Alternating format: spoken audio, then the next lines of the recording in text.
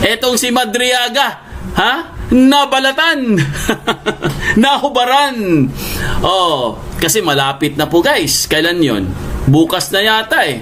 Kung hindi ako nagkakamali, bukas na yata yung impeachment at lalabas po si Madriaga. Okay. Pero, may inilabas po na mga ebidensya.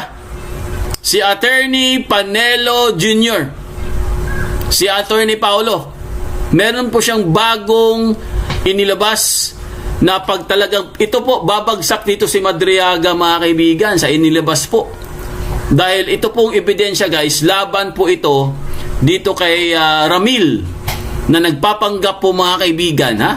Nagpapanggap lang ito eh. Alam ko guys, at marami po tayong nakukuha mga source, sinasabi din nila sa atin na ito pong si Ramil ay talagang fabricated na po. Alam nyo na di ba yung tanim-tanim witness, tanim testigo, siya yun. Yun yung karakter niya ngayon. Siya yung sinasabi nilang alas ni Luistro. Alas ni Luistro. Sige, tignan natin. Bukas na yan.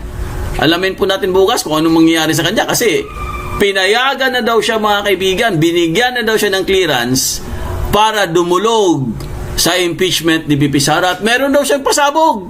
Anong pasabog mo? Sabi nga ni Attorney Paulo Panelo Jr.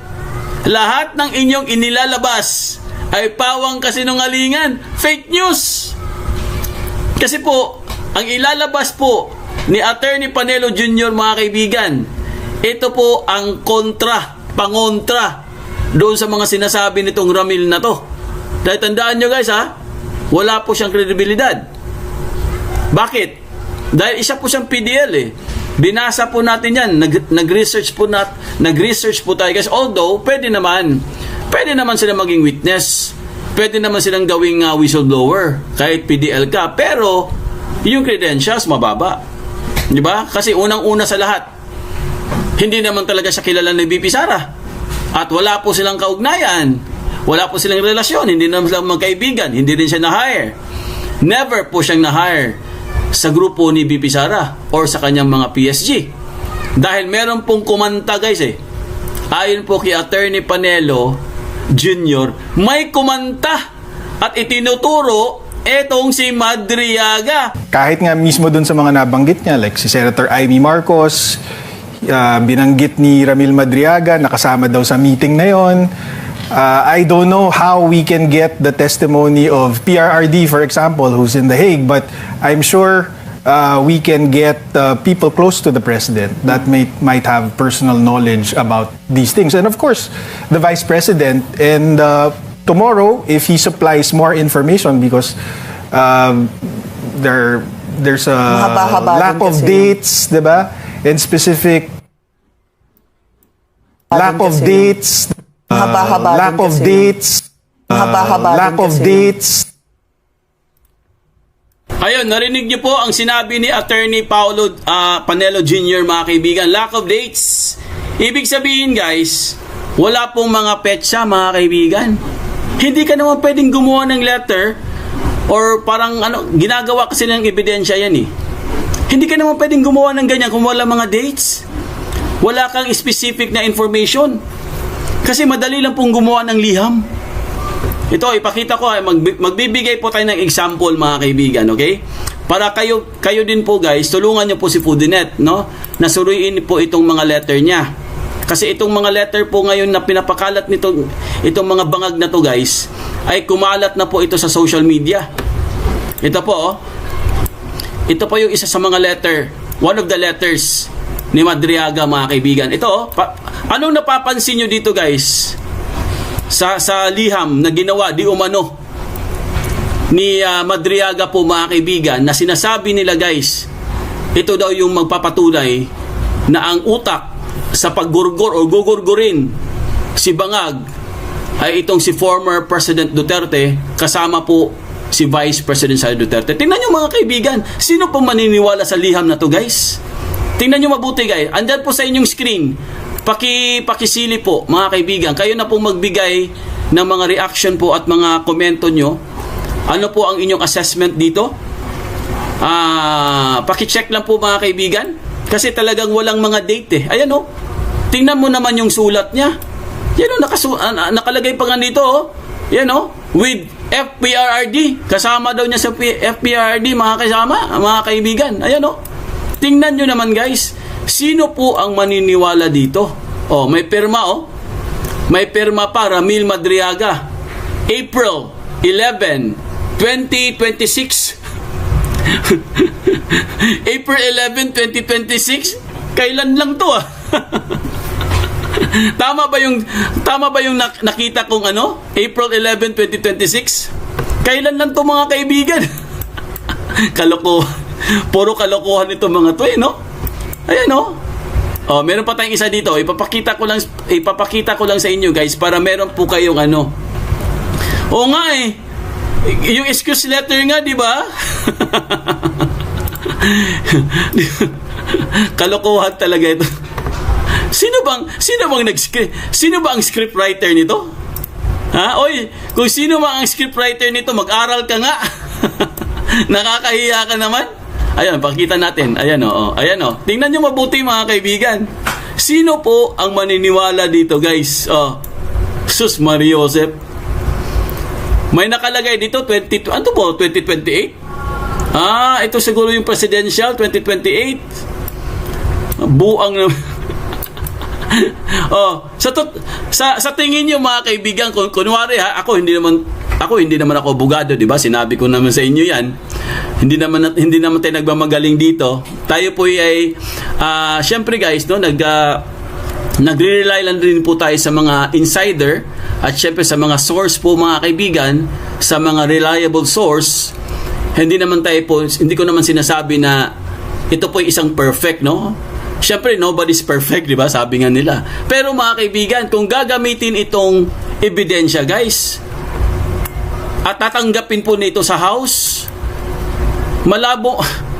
Sigurado ako, mga kaibigan, talagang ito po ay isang kabalastugan po. Hindi po ito tatayo, guys, kasi sa korte. Tingnan nyo mabuti, pagmasdan, ito pa, mayroon pa tayong isa dito. Ito talaga, mas grabe po ito, mga kaibigan. Ipapakita ko sa inyo. Wait lang, ha. Para pong alam mo yung bata or kinder or grade 1. Ayan, no. Grabe talaga sila. Ibig sabihin po, talagang dismayado na po sila, mga kaibigan. Ayan, no. Meron pang may mga guhit-guhit pa, oh. Tingnan niyo mabuti, mga kaibigan, may mga guhit-guhit pa, oh. Ayan, no. Oh. Ano ba to? The presidency, BBM's presidency started 2021 when BBM. Grabe naman talaga ito. Oh, ayan, oh.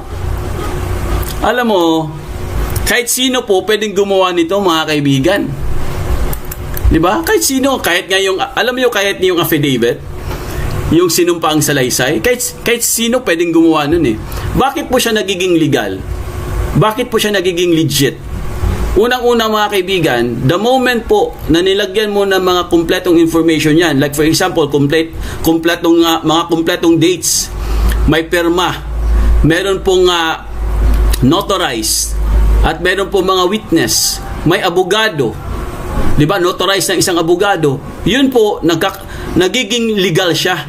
Nagiging legit po yung isang affidavit, mga kaibigan. Pero, kung susulat ka lang ng ganito, mga kaibigan, para kung baka gusto mong patunayan na tama yung mga sinasabi mo, sus Maria Joseph, hindi po ito tatayo, guys. Kahit anong korte pa, hindi po ito tatanggapin, mga kaibigan.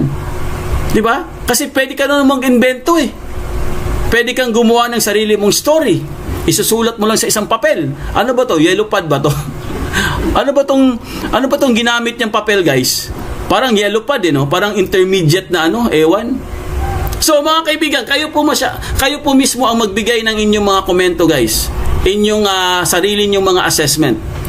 Kung kayo po ang tatanungin, mga kaibigan, tatanggapin ba itong klaseng ano bang tawag dito, salaysay or liham? Na nagsasabi po, mga kaibigan, na meron daw silang plano itong mga Duterte po na gogorgorin si Bangag. Oh, Di ba? Kung ako po ang tatanungin niyo mga kaibigan, isa lang po ang pwede kong sabihin dito guys, dismayado na po sila. Di ba? Wala na eh. Wala na po silang ibang, ano pa bang ibang option nila para pwede nilang i-impeach si BP Sara. Ito na lang po na natitira nilang option or natitira nilang alas. Wala nang iba po kundi si Madriaga. Pag nawala po si Madriaga guys, wala na talaga sila. Wala nang impeachment si BP Sara. Panalo po si BP Sara dito mga kaibigan. Di ba? Kung titingnan mo talagang mabuti kasi unang-una sa lahat po, hindi po ito napansin ng kanyang abogado. Hindi po ito sinabi ng kanyang abogado, mga kaibigan. Kasi in-interview yung abogado niya eh. Ang dinitalya lang po ng kanyang abogado, mga kaibigan, yung plano na pagurgor ni Bangag. Yun lang po ang sinabi ng abogado. Pero wala siyang sinasabi, guys, na ang dami pong missing na informasyon sa kanyang salaysay. Hindi kompleto. Walang mga dates. Walang specific na kung kailan po talaga nangyari iyong bagay na yon. Kung kailan sila nag-meeting, sino ang kasama, anong araw, di ba? Ganun lang naman yan eh. Kung talagang gusto nila madiin po si BP Sara, mga kaibigan, magbigay sila ng kumpletong impormasyon. Pero pag hindi po sila nakapagbigay, tumahimik na lang po sila. Itigil na po yung impeachment na yan. Di ba? Kasi kawawa naman po si BP Sara, guys. Nagtatrabaho siya, mga kaibigan. Di ba? Isa siyang working vice president. Sana naman, di ba? Kung talagang gusto nyo, kasi nga, pag may mga ganitong hearing, mga kaibigan, ang hinahanap kasi dyan, guys, like for example po, hearing ng Kongreso in aid of legislation. Hearing ng Senado in aid of legislation. Para makakuha po sila ng sapat na impormasyon po para makagawa sila ng batas. Pero pagdating po sa impeachment, mga kaibigan, ibang usapan po 'yan. 'Di ba? Hindi po pwedeng gumagawa-gawa lang kayo ng mga katulad dito na parang sinulat nyo lang po sa yellow pad at sasabihin nyo na may plano daw si dating Pangulong Duterte at si Vice Presidente BP Sara na may gagawin sila kay Bangag.